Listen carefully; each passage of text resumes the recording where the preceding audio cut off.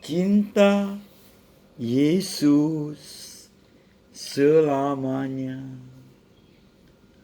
Ku mau cinta Yesus selamanya. Meskipun badai silih berganti dalam hidupku, ku tetap cinta Yesus selamanya. Ya Aba, Bapa, ini aku anakmu, pakailah hidupku.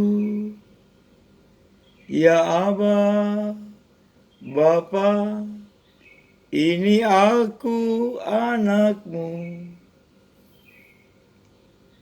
pakailah sesuai dengan rencanamu. Para sahabat yang dikasihi, hari ini hari Sabtu yang merupakan hari yang sangat membahagiakan kalau kita semua yang bernovena bersama Santo Yohanes Paulus II. Ini hari ke-10, hari di mana kita datang bersyukur. Hari ini tanggal 22 Oktober yang masih merupakan bulan Rosario, di mana kita umat Katolik secara khusus menghormati Bunda Maria. Pada workshop hari ini, workshop Jangan Pernah Menyerah, kita akan berbicara mengenai mitos yang ketiga, yaitu Maria, Bunda Maria disebut sebagai sesembahan dalam gereja Katolik, di luar, bukan di luar, maksud saya selain Allah Tritunggal. Apakah ini hal yang benar? 3 hari yang lalu sekitar pukul 11, saya berjumpa dengan seorang muda dari Alor. Dia jemaat dari salah seorang sahabat saya yang dulunya Katolik, sekarang sudah menjadi seorang hamba Tuhan dan mendirikan gereja tertentu. Kami bercerita-cerita, kemudian dia sempat nyeletuk dan mengatakan pada saya, apakah orang Katolik itu menyembah Maria? Pertanyaan ini pertanyaan yang klasik, yang seringkali diungkapkan oleh saudara-saudara kita yang bukan Katolik. Ya, mereka tidak salah, karena mereka tidak tahu apa yang mereka pertanyakan pada kita. Bagi kita orang kaya Katolik yang mengerti bahwa kita ini bukan menyembah Maria, tetapi menghormati Maria sebagai orang yang sangat-sangat beriman. Begini kata saya waktu itu, adikku Lewi, saya ingin bertanya, apakah engkau menghormati mama yang melahirkan engkau atau engkau menyembah dia? Apakah di dalam dompetmu ada gambar mama? Apakah engkau masih ingat hukum yang keempat, hormatilah orang tuamu? Ya, akhirnya dia mengatakan, Saya sangat menghormati mama saya, karena mama saya yang mengandung saya, melahirkan saya, menyayangi saya sejak saya dalam kandungan hingga lahir dan hingga besar seperti ini. Oh ya, saya katakan luar biasa. Kemudian kami bincang-bincang, lalu saya katakan ada satu agama yang mengatakan surga itu ada di bawah telapak kaki ibu. Ini hal yang sangat dalam maknanya. Saya katakan demikian. Saya sudah diajar hal ini ketika saya masih TK di kampung saya di Palu sana, di TK Aisyah dan di SD Muhammadiyah. Di kampung kami sekolah yang terfavorit ya sekolah Muhammadiyah. Di sana tidak ada sekolah Katolik. Kalau Anda mau sekolah Katolik ya Anda pergi ke ibu kota provinsi di kota Palu. Ya, saya mulai belajar merenung-renung. Mengapa dikatakan surga itu di bawah telapak kaki mama, di bawah telapak kaki ibu. Jadi apa yang ibu kita injak saja, ya, di situ ada surga. Luar biasa sekali. Berarti mama itu punya peranan yang sangat sentral, yang sangat agung. Kemudian ada peristiwa yang kedua lagi dalam hidup saya. Ketika saya berumur 2 tahun, saya waktu itu masih anak ketiga, anak pertama laki-laki dari mama papa saya. Ya, saya saat itu secara fisik sangat lemah. Ubun-ubun saya itu bisa masuk sampai ya 1 jari begini. Ya, umur 2 tahun saya terjatuh. Dan waktu itu tahun ya sekitar tahun 66 lah. Saya lahir 64 ya 66. Belum ada dokter di kampung saya. Yang ada seorang Pak Haji yang sangat keluarga kami hormati, Haji Telara. Dia sangat baik nih Pak Haji. Setiap kali keluarga kami kesusahan dia selalu datang. Dia tinggal berseberangan dengan rumah kami. Ya, dia memiliki kemampuan yang diberikan oleh Tuhan. Kalau kami jatuh, kami selalu diobati dengan dibacakan doa sesuai agama dari Pak Haji ini. Yang saya dengan hormat katakan seorang Muslim yang begitu baik. Ya. Saya juga bersyukur pada Tuhan karena saya lahir dari berbagai agama dan paling dominan 80% saya punya keluarga yang beragama Muslim. Saya punya nenek utuh saya itu seorang Muslim dari Sabi, salah seorang turunan Raja Mandar. Ya, saya tidak akan cerita itu, saya kembali. Waktu itu Pak Haji itu katakan, Mama Mesiang, anakmu ini sudah meninggal, sudah biru. Mama saya katakan, itu Mama cerita, Pak Haji, tidak, anak saya hidup. Mama mengambil saya dari tangan Pak Haji itu. Kemudian Mama memeluk saya.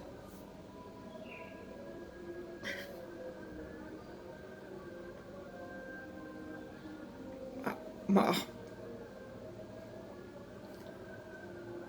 Mama katakan, kurang lebih 10 menit, saya mulai bergerak.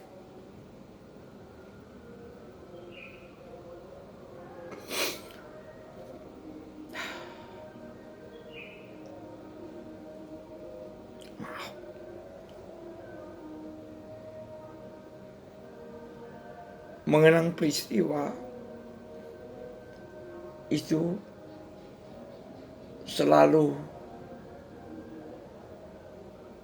membuat saya belajar, berani berkata bersama Rasul Paulus, adapun hidupku ini bukannya aku lagi. Kalau saya masih hidup sejak itu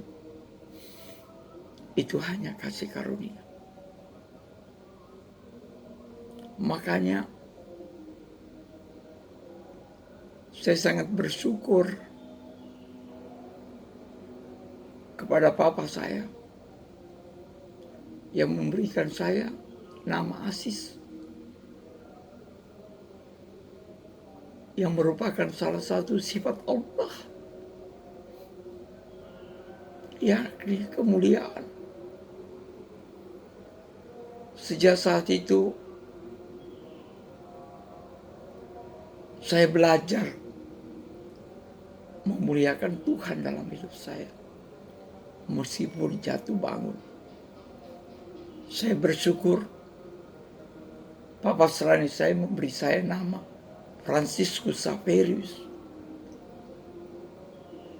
seorang santo yang pertama kali menyebarkan agama Katolik Indonesia, yang penuh semangat dan berkobar-kobar. Saya memadukan kedua nama ini, bahwa saya dipanggil untuk mewartakan kebaikan Tuhan demi kemuliaan Tuhan. Para sahabat yang dikasihi Tuhan, saya masih teringat tahun 1985. Waktu itu saya sebenarnya karena pergerakan di kampus, baik dari teman-teman saudara-saudara Muslim maupun kami orang-orang Kristen, anak-anak muda Kristen, mahasiswa Kristen, mulai kami tertarik kepada hal-hal rohani. Saya waktu itu karena berbagai hal dalam kehidupan. Pertama, saya susah sekali untuk percaya bahwa Tuhan itu memiliki anak. Tuhan itu tidak beranak dan tidak memperanakan. Itu sangat mempengaruhi jiwa saya. Kemudian saya orangnya senang kalau lagu-lagu dinyanyikan dengan bersemangat. Jadi saya tertarik dan ditarik oleh salah satu adik kelas saya di teknologi hasil pertanian yang punya gereja yang cukup besar, gereja Pentekosta yang cukup besar di kota Makassar ini. Waktu itu ada seorang hamba Tuhan dari Surabaya yang dengan hormat saya katakan namanya Pendeta Albert. Saya begitu kagum dengan saudara ini, dan umurnya mungkin lebih tua sedikit dari saya waktu itu. Dia begitu berkobar-kobar berbicara tentang iman Kristen.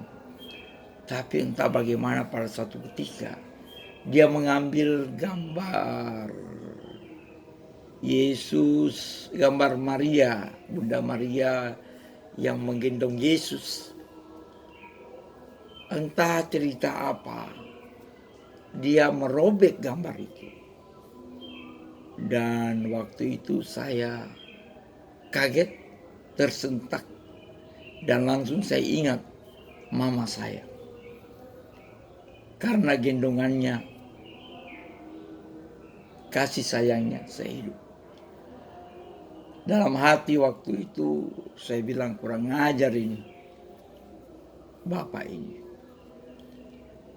Ya, mungkin Anda tidak suka pada kami yang orang Katolik yang menghormati Maria, tetapi saya rasa Anda juga tidak akan senang kalau saya merobek-robek gambar ibu Anda gitu.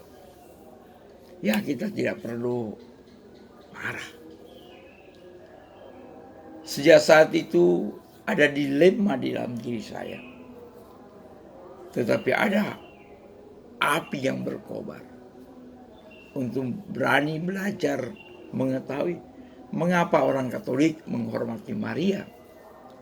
Tetapi saya tidak menepis bahwa ada juga orang Katolik yang sepertinya menyembah Maria. Ya, karena latar belakang budaya ketika dia belum masuk Katolik. Para sahabat yang dikasih Tuhan, ya seringkali kita juga mengamat-amati ketika orang berdevosi kepada Maria.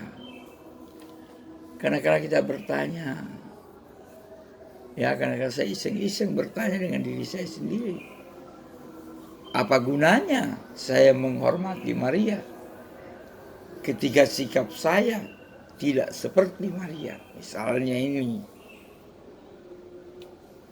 Maria kan, Bunda Maria itu orangnya sangat pendiam, perenung. Ketika Yesus hilang selama 3 hari dan ia bersama suaminya, Santo Yosef mencari dan menemukan Yesus di Bait Allah sedang diskus dengan para petinggi, para imam. Dan Yesus katakan, kenapa kau cari saya? Bukankah saya harus tinggal di rumah Bapakku? Ya, kita lihat sikapnya Maria. Maria menyimpan semua perkara itu dalam hatinya dan merenungkannya. Tetapi kenyataannya dalam kehidupan kita sebagai orang Katolik, kadang-kadang, termasuk saya, ya saya tidak menuduh Anda, ya seringkali, bukan kadang-kadang, seringkali sikap seperti ini tidak kita miliki. Kita lebih reaktif. Kita menjadi orang yang sangat arogan. Ya, ketika kita disentil, kita marah, begitu marah. Padahal kita katanya kita orang yang sangat menghormati Maria. Maria seorang yang sangat beriman. Saya bicara sama saudara Lewi waktu. Saya bilang, saudara Lewi, saya tidak minta Anda menghormati Maria seperti cara kami menghormati Maria dalam gereja Katolik. Dia katakan, kenapa Pak? Iya, coba baca baik-baik kitab suci. Anda kan sangat mengagumi kitab suci. Coba Anda baca di situ peristiwa ketika pesta di Kana. Siapa yang peduli? Yang peduli pertama itu Mama Maria. Dia datang kepada Yesus. Yesus, anakku, bantu-bantu ini. Orang ini kehabisan anggur. Yesus bilang, Mama, belum waktunya. Tapi apa kata Maria waktu itu? Kepada pelayan-pelayan di situ, apa yang dikatakan anak saya lakukan saja. Dan lihat, ketika itu ada 2 tempayan yang berisi kurang lebih 120 liter, 90 sampai 120 liter. Yesus katakan sama pelayan itu, isi tuh tempayan. Ya, pelayan itu tidak bertanya sana sini. Kadang-kadang kita ini menjadi orang yang terlalu banyak komentar. Tapi pelayan itu hanya melakukan seperti apa yang disampaikan oleh Maria, Bunda Maria. Ya, isilah itu tempayan itu. Setelah itu Yesus bilang, bawa kepada pemimpin pesta. Dan apa yang terjadi? Pemimpin pesta katakan, wah, luar biasa sekali pesta perkawinan ini. Ada orang, kalau pesta sudah hampir berakhir, yang dikeluarkan anggur yang tidak baik. Tetapi pesta kalian luar biasa. Dia sampaikan sama pengantin prianya. Anggurnya bukan tambah jelek, tambah bagus. Dan pelayan itu yang tahu. Nah, kita lihat luar biasa ini Bunda Maria. Yang harus menjadi figur puncak di dalam hidup iman kita. Ya, kadang-kadang kita hanya mengagungkan Maria melalui lagu. Tapi dalam sikap hidup, kita merendahkan Maria. Kita-kita ini yang sangat katanya menghormati Maria. Tetapi seringkali kita tidak memiliki hati seperti Maria. Bunda Maria, bunda yang selalu mengampuni. Bunda Maria, bunda yang sangat mengerti orang lain. Bunda Maria, bunda yang sangat peduli. Kita lihat ketika dia pergi ke Elizabeth saudarinya, mamanya Santo Yohanes Pembaptis. Dia bukan naik mobil saat itu, dia mungkin jalan kaki atau bahkan naik keledai. Ya, padahal dia sendiri sedang hamil muda. Coba lihat di situ. Dia temani saudaranya ini. Bagaimana dengan kita? Kita hanya seringkali pandai berbicara mengenai Maria, tapi sikap kita bukan sikap Maria. Ya. Para sahabat yang dikasihi Tuhan, saya rasa mitos ini harus sudah teranulir dalam kita. Banyak orang lain salah pahami kita tidak perlu marah. Yang penting kita melakukan segala sesuatunya seperti Maria, seperti Bunda Maria yang berkata, aku ini hamba Tuhan, terjadilah padaku menurut perkataan Tuhan. Mari kita berdoa. Bapa dalam surga, kami bersyukur kepadamu atas anugerah iman, contoh kehidupan yang Engkau nyatakan kepada Bunda Maria, Bunda putramu Yesus Kristus, yang tidak banyak berkata-kata, tetapi banyak berbuat belas kasih, yang memperlihatkan imannya bukan untuk dipertontonkan, tetapi untuk dinyatakan di dalam kehidupan bahwa mencintai, menghormati, dan bersama Yesus putramu, Engkau terus menerus memperlihatkan dalam diri Bunda Maria sebagai bunda yang selalu menolong, bunda yang tidak pernah tidak menghiraukan ketika orang datang bersama dia memohon belas kasih-Mu melalui putramu Yesus. Pet Mariam melalui Maria menuju Yesus. Bunda Maria, Bunda penolong abadi, tolonglah doakan juga kami agar kami menghormati-Mu bukan hanya di bibir saja, tetapi melakukan iman yang Kau miliki. Terima kasih Bapa, terima kasih Yesus, terima kasih Allah Roh Kudus, terima kasih Bunda Maria dan para kudus di surga. Salam Maria penuh rahmat, Tuhan sertamu. Terpujilah engkau di antara wanita, dan terpujilah buah tubuhmu Yesus. Santa Maria, Bunda Allah, doakanlah kami yang berdosa ini, sekarang dan waktu kami mati. Amin. Ave, Ave, Ave Maria, Ave, Ave, Ave Maria. Bunda Maria, doakanlah kami selalu anak-anakmu ini. Amin.